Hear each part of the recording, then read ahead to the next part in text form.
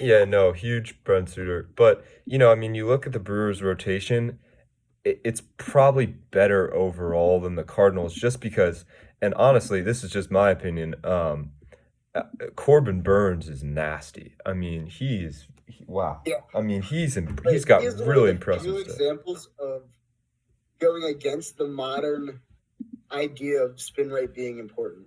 Yeah. Because he was throwing his four seamer, he had high velocity on it, he had really good spin rates, and it just wasn't getting good results. It wasn't getting a ton of movement. It was being hit really hard, Hmm. and he kind of ditched that out for a sinker cutter combination, and he got so much better, generated so many more swings and misses. Hmm. So the fun player goes against modern standards, but looking at the Cardinals rotation, so you have Jack Flaherty. Yeah. I Who think he's a good pitcher. He's your number one. All But right, cool. is he better than is he well, I don't know. This is kind of an irrelevant question, but who's better, would you say, Woodruff or Flaherty? I mean, I think it's really close. Well, I have Woodruff. I would say And no, Woodruff too. nothing against Flaherty, right? He's at the top of your rotation. That's cool. Hmm. But then it's Adam Wainwright, who's like he should not be a number two at this Yeah. point in his career, but okay. And then you have Carlos Martinez, Yeah. Daniel Ponce de Leon, and John Gant. That's like three relievers. Yeah, no. They're That's a putting wave. relief pitchers into their starting rotation. I mean, yeah, Ponce de Leon was in the minor leagues for a while. I mean, he's basically a AAA starter. Now, Yeah. the thing you have to remember about the Cardinals is they still have Dakota Hudson, Michaelis, Yeah, and and Kwang Hyun Kim. yeah. I don't know if I've heard so much hype about Kwang Lun and him, but I don't know how if he's good or not. I've never seen him I pitch think before. he's more of a back of the rotation guy. He's another ground baller, but I wouldn't say he's quite as good as like a Stroman But type. when you think of it that way, you have Flaherty. Maybe Michaelis can bounce back. I think he's had two bad seasons in a row, or maybe just Yeah, one. I'm not gonna trust him. And then Dakota Hudson, Wainwright, and Martinez, Kwang I Kim. don't think that's very good. But for me, originally, on opening day, I was looking at the Cardinals lineup, and really my impression was if they didn't get Arenado, they would have had a miserable lineup. I mean, it would have been Yeah, I can see awful. that. I mean, they didn't get Arenado to become like the favorite. I mean, in my opinion, they got Arenado so they could compete for first Yeah, place. They did not, yeah, and a lot of people interpret it as, oh well, they got Arenado. I mean, they pretty much solidified themselves as the division winners. I mean, I agree with you. Their lineup really, I mean, is it's Goldschmidt, Arenado, and besides for that, there are a lot of holes. yeah. Like I think Bader's good. Carlson has the potential to be good. Like Bader's average, right? Carlson has the potential to be good, Carlson's but also like 21. Yeah, I Yadier mean, he's Molina, young. Yeah. it's not 2000. I'm not going to even bring up 2006. Yeah. Uh, No, exactly. it haunts me as a Mets fan. Yeah, But for sure. yeah, no, I mean Tommy Edman. What are you going to get out of him? Yeah. Uh, Can Paul DeYoung be Paul DeYoung. consistent? Can is he consistent? Tyler O'Neill. I'm not Tyler huge on O'Neill. him. That's a name. I'm not He's huge just on kind him. of there, right? Yeah. Yeah. And I'm not a huge Bader fan. I know you are. But I am a huge Bader fan. he's a great defender. But he strikes out all the time. All the time. He strikes out a lot. Yeah, I think he's. If you can ignore the strikeouts, he provides some good value.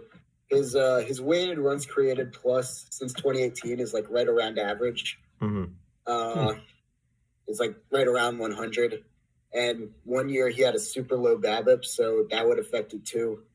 But yeah, I think but the strikeouts definitely are a thing that's going to keep him from improving much. Hmm. So, I mean, honestly, I think the fact that even if he is an average hitter with elite speed and defense, that's a solid player, at Yeah. least in my opinion. But yeah, the strikeouts definitely are going to limit him from being like a top center fielder. Yeah, no, definitely. But like you're saying with Milwaukee, I mean, looking at their team, right? They first off, they made the playoffs last year, and listen to this. They made the playoffs last year without Lorenzo Kane and with Christian Yelich hitting like 205. Um, and they made the playoffs with that status of their lineup.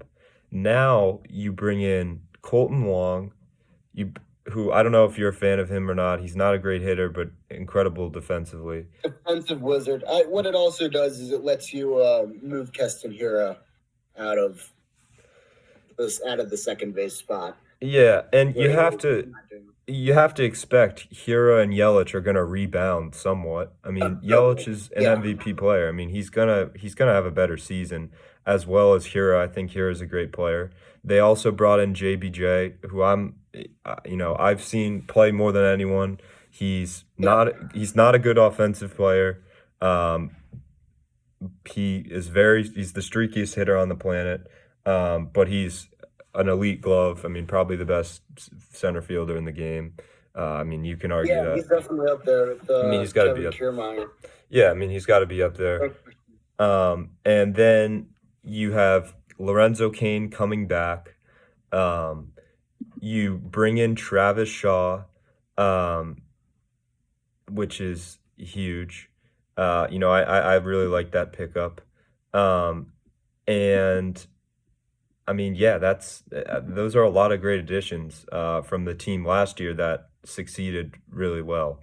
Yeah, and I mean, I think Corbin Burns and Brendan Woodruff at the top of your rotation is a it's probably one of the best 1-2 punches in baseball. Yeah, no, for sure. You got a really good bullpen. If you put Josh Hader, another guy I was mentioning earlier, I think before we started recording, about fastballs from lower slots having really good vertical attack angles to generate swings and misses. Yeah. Hader's amazing at that, along with Devin Williams and my guy Brent Suter. Right, that's a really, really good bullpen. I think they're a well-rounded team. I think they have. I wouldn't say they're a crazy good offensive team, but I think they have some good pieces offensively. They have some good pieces in the rotation, good pieces in the bullpen. They have some good defense, right? If you put Kane and JBJ in the same outfield, that's pretty good. So, yeah, I think they're just a well-rounded team overall. And, yeah, I think they're a solid team. Yeah, no, I agree with that. Excuse me. Yeah, no, definitely agree with that. And I guess we can move on to our last review, which is talking. First off, I want to know your opinion on the Arenado trade. Just because for me, I thought it was, and this is just my opinion. I know you kind of think outside the box in these trades, and certainly more than I do. I thought it was one of the worst trades in baseball history. I mean, you're trading probably a top 3 position player. I don't know where he is, but he's an incredible player, obviously, both defensively and offensively. And $50 million for a bunch of pretty average prospects. And I don't know if you saw Austin Gomber, who was, I guess, the prize of that deal. I mean, he can't throw strikes. I don't know if you saw his debut for the Rockies. He walked like 4 guys. I mean, this guy clearly needs to be in the minors for like 2 more years because he can't throw strikes. So what did you think of the trade? And, let me know your honest opinion. So I did not watch Austin Gomber's debut because, frankly, I could not care less about the Rockies. I'm also going to stop you saying that he's a top 3 position player. Third base is really hard to rank, and it would take a while to get completely into it. I think he's the 5th best third baseman in baseball, and that's not because he's bad, because he's amazing, but because there are a lot of really freaking good third basemen. But I will agree with you that it was a ridiculously terrible trade, and the Rockies should be embarrassed as an organization. Yeah. Yeah, no, that's good to hear. It's ridiculous. You just traded one of the superstars in the game for peanuts, and you gave him money to take on his contract? Yeah. Come on. It's despicable. Not only that, but it's not how you run a team. It's just not how you run a team. Yeah, it's really sad. And not only that, but it's confusing for the team structure, right? Because you still have Trevor Story. So like what are you gonna do You got with to trade him? him. Yeah, I mean, Trade him you now. have to Like, trade him. get as much. You think Trevor Story's going to want to stay with you? Yeah, no, Like, no. you really think that he's going to say, okay, yeah, it was just us and Herman Marquez, who also I want to see traded because I want him to do well somewhere else, not Coors Field. Yeah, But me too. I think he's really good. he's a really good pitcher. Yeah, I really like But, him. you only have a couple guys, and the other guys are traded. Trevor Story's got to be next.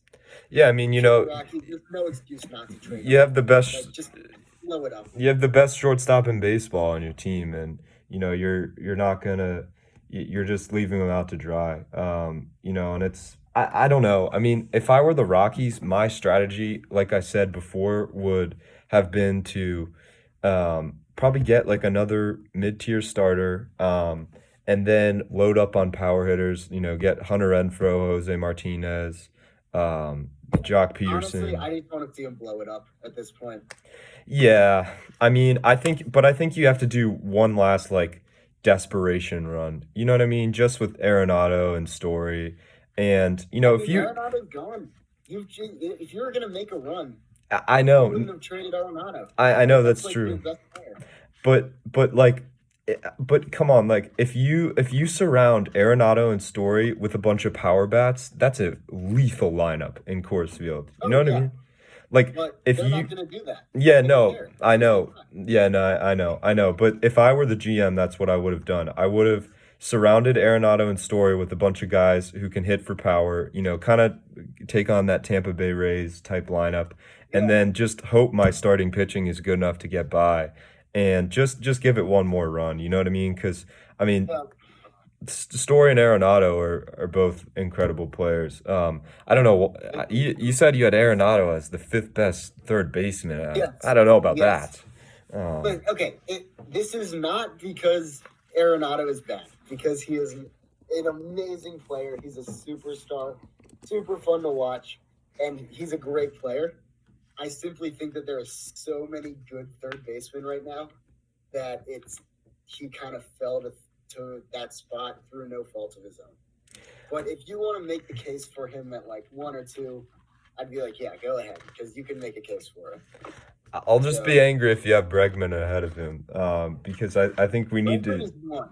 Bregman is one. So we need to see more of him without a trash can. I honestly believe that we need to see more of him without just playing for the Astros without knowing what pitch is coming. I yeah, here's where I'm coming from though. There was no proof that or the investigation did not state that there was anything happening in 2018 or 2019. Yep. So I don't usually look at 2017 stats anyway. Generally, like this off season, I look at the last 3 seasons. So from 2018 to 2020, his weighted runs created plus was 158. The next highest weighted runs created plus among all third basemen in that span was Anthony Rendon with 148. Yep. So he was a full 10% of the league average better than Anthony Rendon in terms of producing offense in that span. So I think that gap offensively has that's what kind of does it for me. Yeah. For example, Arenado's I think was something, and WRC plus isn't perfect for Coors players, but I think his was something in like the 120s. Interesting. So I think there is a significant gap there offensively. Yeah. That does put him ahead of a guy like Arenado or like Chapman, who are both really good offensively, but not like 158 WRC plus, but elite defense. But you can make cases for different guys. Yeah, I agree with that. So, yeah, I think my rankings right now would be Bregman 1, Rendon 2, J-Ram 3, Chapman 4, Arenado 5. And that's kind of like your elite tier of third baseman. Yeah. And then there's kind of a little drop off. I like that. I think Chapman, I was a huge Matt Chapman fan. I still love him. I think he's over. I still am. I think he's an overrated hitter.